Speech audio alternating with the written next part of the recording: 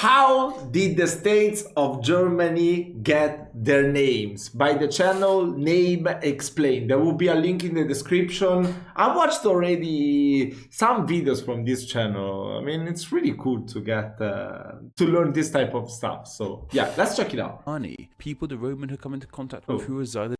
Why Don't was forget it to going check out my to podcast, AD History, where me and my co-host Paul are retelling and evaluating world history from 1 AD all the way up to the present day, decade by decade. You'll be able to find it wherever you choose to listen to podcasts. We have the Romans to thank for the name Germany. In fact, none other than the most famous Roman himself, Julius Of course, that was Germania. Caesar. In one of his writings, he spoke of a tribal people he called the Germani, people the Roman had come into contact with who resided in modern-day Germany. And because of these people, the Romans dubbed their land Germania, which transformed into the name Germany we have today. Though it wasn't just the Germani people who lived in this land, all kinds of different tribes of people lived in the lands that would become Germany, and all these tribes had different names. Because of this, different outsiders gave the land different names depending on what Germanic tribe they first met or had to deal with most. In example, the French dealt a lot with the Alemanni tribe, so to them the country became Allemagne. Meanwhile, Finnic speakers in Finland and Estonia interacted more with the Saxon tribes, so named the land Saxa after them. While all these other people were given their land a name, the actual people of the land thought of themselves as just people, so named the land after their word for of the people, which was Fudisk, which eventually evolved into the German name of Germany, Deutschland. Oh, Fudisk is Deutschland. Fudisk is what we also get in Italian as well, because we call Germany Germania, like the Latins did, but when we are referring to the Germanic people from Germany, we say Tedeschi. So Fudisk, Tedeschi, Deutschland. Oh, I always wonder where did the word Tedesco come from. Why we don't say Germany people? I don't know. Now, while this video isn't really about how the nation as a whole got a selection of its many names, I feel it's only right to start with this, as the many names of Germany kind of explains to us just how important the various regions of Germany are. Germany really is a country built on its regions. For the longest time in history, there was no nation called Germany, but just a collection of Germanic states that shared very little in common other than languages that all sounded somewhat similar. And it stayed this way all the way up until the 18th of January 1871, where after a war with the French, the various Germanic states were unified simply into the single nation of Germany. This was all done under the guidance of Otto von Bismarck, a statesman who went on to become the first Chancellor of Germany, and luckily enough was an incredibly German-looking man himself. What a coincidence. Because for so long, Germany was little more than an ununified series of states, many of these states built strong images for themselves, and are perhaps just as well known as the nation as a whole. A name like Bavaria conjures up a strong image in one's mind of greenery, castles and beer, whereas Berlin conjures up an image of modern history and a much more modern design. At least for me it does anyway. And Bavaria and Berlin are both states of Germany, except you may have noticed that one is a huge area of land and one is just a single city. This is because the states of Germany really do vary in size like this, which you will see as we look into them. And Germany has an incredibly rich history, in that many states have disappeared, or have only come into existence in the last 30 years or so. I really don't think there are many countries that have changed their borders as much as Germany has. Just look at maps of Germany throughout history. Today, however, we're looking into the here and now, and today Germany comprises of 16 states, so it's these 16 names we'll be looking into, and as for their names, it's their English names we'll be checking out. Whilst, as we mentioned, the country itself has really different names in English and German, the names of its states aren't as different. On the whole, they aren't completely different names with different meanings for the states between languages, it's just that in their English names, words we have in English are spelt in English. I'm rambling now. This will make more sense as we go along. And let's start up in the north of Germany with the state of Schleswig-Holstein. This state, as mentioned, is the most northern point of Germany, and its northernmost border is Denmark's southernmost border. Because of how close the land is to Denmark, there have been wars and arguments over which country owns the land, and it has even belonged to both countries. Because of this, there is a very mixed population of Germans and Danes living in this land. It is also nicknamed the land between two seas, as to its east is the Baltic Sea, and to its west is the East Sea, which saying out loud is pretty weird, but we live on a globe. One person's east is another's west. The name of this state is of course from joining up the two historic states of Schleswig and Holstein. line. The name Schleswig comes from the Schlei, an inlet from the Baltic Sea in this land, and the wig/wig suffix means bay in Old Norse, so the name means the Bay of the Schlei. The Holstein part of the name is believed to come from a tribe of people who lived here called the Holkete, which is believed to mean dwellers in the wood. To the east of this we have Mecklenburg West Pomerania, which is known as Mecklenburg-Vorpommern in German. This state seems to take pride in their natural landscapes, almost 2,000 kilometers of coastline along the Baltic Sea, and the picturesque ancient towns that look like they have come out of fairy tales. The current Chancellor of Germany, Angela Merkel, has some constituency in this state. Like with the previous state, this state's name derives from merging the historic regions of Mecklenburg.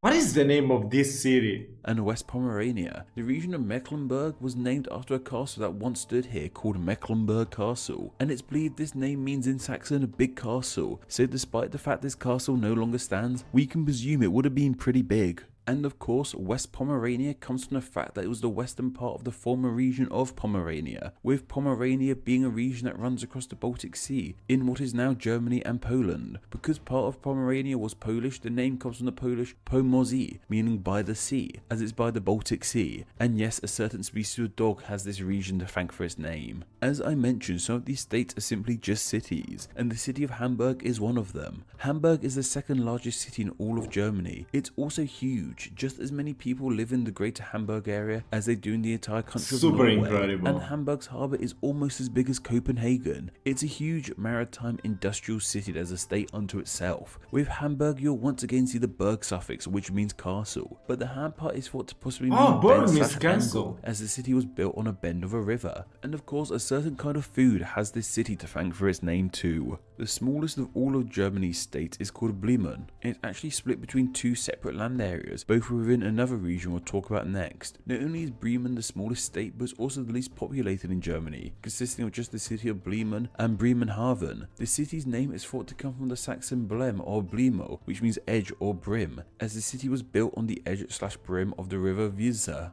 As mentioned, the state of Bremen is completely engulfed in another state, with that state being Lower Saxony, which in German is called Niedersachsen. Lower Saxony is Germany's second largest state in size. It seems this state is really well known for their horses. Is lower, right? So there's a horse on their flag and coat of arms. The Saxony part of this name comes from the name of the Saxon Germanic tribe, who yes, along the Germanic angles helped form the Anglo-Saxons, who inhabited the island of Britain. Saxon is thought to come from the German Saxa, meaning warriors with knives, coming from the Old Norse sax, meaning knife/sword/dagger. Now, this of course also explains to us how the region of just Saxony got its name, which is more in the south of Germany. Though this brings up the question of why there is somewhere called Lower Saxony that is more northern than the state of just Saxony. Well, the lower in Lower Saxony, I think it's the altitude, right? Doesn't relate to cardinal directions, but more elevation. Just Saxony contains some of the Alps, and of course the Alps are rather high. Makes more so sense the Saxons like that. who didn't live in the Alps were lower down, hence why they are Lower Saxony, despite being more northern. The name of Saxony also appears in the name of the region of Saxony-Anhalt too, which is east of Lower Saxony. We know all about the Saxony part now, so what about the Anhalt part? It seems the Anhalt part originates from a ruined castle called Anhalt Castle, though from where the name of this castle comes from we don't seem to know. In the east of Germany we have the state of Brandenburg, and if you're anything like myself, you may be shocked to hear that Brandenburg is more than just a big fancy gate. While the state may be home to the city of Potsdam, 1/3 of the region is protected land with mountains, tree-lined roads, and lakes. We have the Berg part once again meaning castle, and I read the Brandon part means burn, so the name means burnt castle, which is pretty cool. Wait, but why this castle is burning, however, I couldn't find out. And within the state of Brandenburg we have the state of Berlin, which like Hamburg and Bremen is the single city that is also a whole state. And of course Berlin is the capital of Germany. It's a city steeped in a huge amount of history.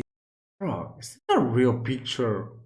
Look at the sky. Oh my god. As one of my personal favourite cities in the world. Seriously, go to Berlin. As That's for where the incredible. name comes from, we have a few ideas. Berlin is a city heavily associated with bears. There's even a bear on their flag. And the name was thought to come from the name of these animals, coming from the German Bar, meaning bear. But this is now considered something of a folk etymology. Today, it's thought to come from Slavic sources, meaning things like swamp or marshy place, as the city was initially founded on low marshy swampland. In the west of Germany, we have the state of North Rhine-Westphalia. This is Germany's most populated state and includes many of the nation's well-known cities, including Cologne, Düsseldorf and Dortmund. This state was formed in 1946 from the previous provinces of Westphalia and just the northern part of the Rhine province. The name Westphalia comes from west as it's in the west, and Phalia comes from a Germanic term meaning flat/level, so the name means West Flatlands. West Flatlands. Germany also has an Eastphalia, Wow. but that name doesn't seem to be used too much in any modern sense. The North Rhine part comes of course from the Rhine River in West Germany, with this river's name coming from an ancient root meaning to flow. In central Germany we have the Hesse. state of Hesse.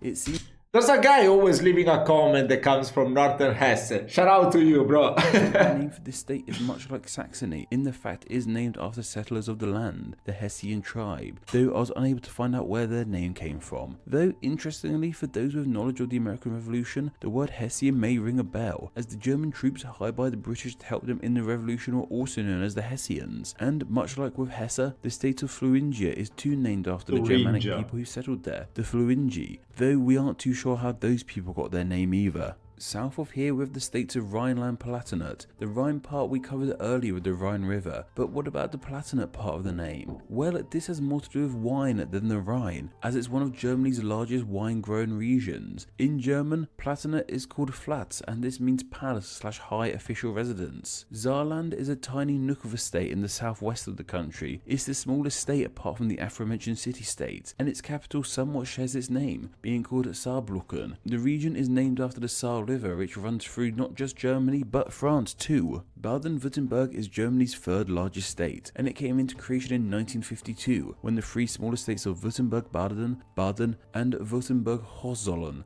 merged together. We've had places named after people, castles and rivers, but it seems the Württemberg part of the name comes from a hill with the same name in the state's capital of Stuttgart, while the Baden part comes from the name of the spa town of Baden in the region, and This Baden is so simply cool. means bathing, kind of like how here So in England we have beautiful. a spa town called Bath. And finally, we have Germany's largest and perhaps most well-known state, Bavaria. minus the cities, Bavaria. The word conjures up the classic German image of lederhosen, beers, and beautiful scenery. Though, what about that name? Well, once again, we have a group of people to thank for it. This time the Celtic boy people, which turned into Latin boeria and eventually into Bavaria. So, whether you're drinking beers in Bavaria or eating hamburgers in, well, Hamburg, now you have a better idea as to how the states of this wonderful nation got their names. The states of Germany were suggested by Sebastian, and thanks to their suggestion, they will now be honoured as Name Explain's patron saint of the states of Germany.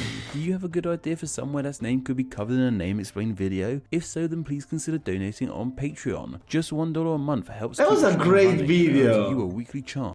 That was a great video. Definitely go and check out this channel. Many great informations that I don't know. I mean, name explaining is pretty cool because most of the times you just give for, I don't know, you say the name of a city or a place or I don't know, even name of people, but you never really think how those came to be.